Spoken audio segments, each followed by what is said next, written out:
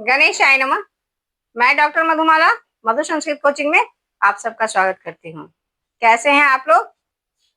बहुत सारे बच्चों के कमेंट आ रहा था कि मैम आप नीति शतकम पे वीडियो बनाइए, नीति शतकम पे वीडियो बनाइए। और नीति शतकम इम्पोर्टेंट ग्रंथ भी है क्योंकि ये टीजीटी पीजीटी के सिलेबस में है, साथ में यूजी के सिलेबस में भी चलता है।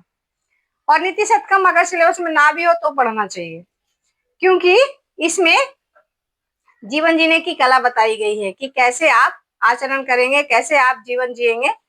तो ऐसे ग्रंथों को जिसमें बहुत सारी सुभाषित का संकलन हो जरूर पढ़ना चाहिए। तो नीति शतकम में जैसा कि इसका नाम से ही पता चल रहा है कि नीति बताई गई है, जीवन की नीति बताई गई है। तो नीति शतकम जो है वो पद्धति में विभक्त है। उसमें से आज मूर्ख पद्धति का तीसरा श्लोक मैं बताने जा रही हूँ। पहला और दूसरा के लिए मैंने पहले ही वीडियो बना रखे हैं और आप चाहे तो वहां पे जाके देख सकते हैं। तो चलते हैं भर्तृहरि रचित नीति शतकम के तीसरे श्लोक के तरफ, मूर्ख पद्धति के तीसरे श्लोक में देखेंगे। यहाँ पे आज्ञा सुखमारध्य सुखतरम आरध्यते विशेषज्ञ आज्ञा सुखमाराध्य सुखतरम आराध्यते विशेषज्ञ ज्ञानलव दुर्विदग्धम ज्ञानलव दुर्विदग्धम ब्रह्मापि नरम न रंजति ब्रह्मापि नरम न रंजति। तो यहीं से शुरू करेंगे। कहा आज्ञा, नाज्ञा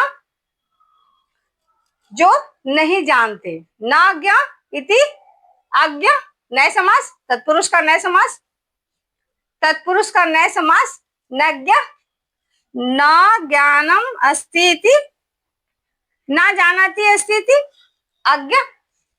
तो यहाँ पे तत्पुरुष समास है और तत्पुरुष के दो समास इसमें मान सकते हैं, एक तो न और ज्ञा आज्ञा। तो नए तत्पुरुष समास, नए तत्पुरुष। दूसरा न जानती थी आज्ञा। तो यहाँ पे भी उपपद तत्पुरुष समास, उपपद तत्पुरुष। तो अगर एग्जामिनेशन में आता है तो ऐसे ही पूछा जाता है कि कौन से समास है, तत्पुरुष दोनों ही है तो तत्पुरुष के दोनों भेद इसमें आ जाते हैं, आज्ञा यानी नाज्ञा। सुखमाराध्यते जो नहीं जानते, जो अज्ञानी है, जो कुछ नहीं जानते, उसको आसानी से आप समझा सकते हैं क्योंकि वो जानते नहीं है कुछ भी, तो वो जानने के लिए जिज्ञासु रहते हैं, उत्सुक रहते हैं। आप उसको कुछ भी समझा सकते हैं, उसको आसानी से प्रसन्न किया जा सकता है। तो कहा आज्ञा सुखमाराध्य जो जानकार नहीं है, जो किसी भी विषय को नहीं जानता है, उसे आप कुछ भी समझाएं, सही गलत कुछ भी समझाएं तो आसानी से समझाया जा सकता है, ऐसा भर्तृहरि कहते हैं। कहा विशेषज्ञ सुखम सुखतरम आराध्यते। कहा विशेषज्ञ को तो और भी आराम से सुखतरम, सुख में तरफ प्रत्यय है, सुख के साथ कौन सा प्रत्यय है, तरफ प्रत्यय लगाएंगे तो, सुख और तरफ प्रत्यय लगाएंगे तो यहाँ पे सुखतर यानी और भी सुखपूर्वक समझाया जा सकता है। नादान को, अज्ञानी को, कुछ नहीं जानने वाले को आप कुछ भी समझा दे तो उसे समझाया जा सकता है, आसानी से समझाया जा सकता है। और विशेषज्ञ को, जो उस विषय को कुछ जानते हैं तो वो तो और भी चाहते हैं कि और मुझे मिले और मुझे मिले, तो इस तरह से उसको और भी आसानी से सुख से सुखतर, सुखतर स्थिति से समझाया जा सकता है। और क्या कहा दोनों को आसानी से समझाया जा सकता है, एक तो अज्ञानी को और एक विशेषज्ञ को तो और भी आसानी से समझाया जा सकता है, क्योंकि वो विद्वान है। आप उसको समझाएंगे तो बहुत ही आसानी से समझा सकते हैं, प्रसन्न कर सकते हैं। और कहा क्या, ज्ञान लव दुर्विदग्धम, ज्ञान लव दुर्विदग्धम। लव यानी अल्प, अल्प ज्ञानी, अल्प ज्ञान वाले को, और दुर्विदग्ध का मतलब है क्या, घमंडी। जिसको ज्ञान कम होता है वो घमंडी बहुत होता है। ज्ञान जिसको कम होगा वो बहुत घमंडी होगा। तो कहा कि ज्ञान लव दुर्विदग्धम। दुर्विदग्धम कैसे पद बना है, दुर बी और उसके बाद दह जोड़ अक्त प्रत्यय, तो ये हो गया दुर्विदग्धम। क्या कहा कि अल्प ज्ञानी, जिसको थोड़ा थोड़ा ज्ञान हो और वो घमंडी हो, उसको ब्रह्मापि नरम नरंजति, ब्रह्मापि नरम नरंजति। ब्रह्मा भी उस नर को, उस मनुष्य को समझा नहीं सकते हैं। यहाँ पे कौन सा समास है, यहाँ पे दीर्घ है, आकाश सवर्ण दीर्घ से ब्रह्मा, और अब ब्रह्म जोड़ अपि, ब्रह्मापि।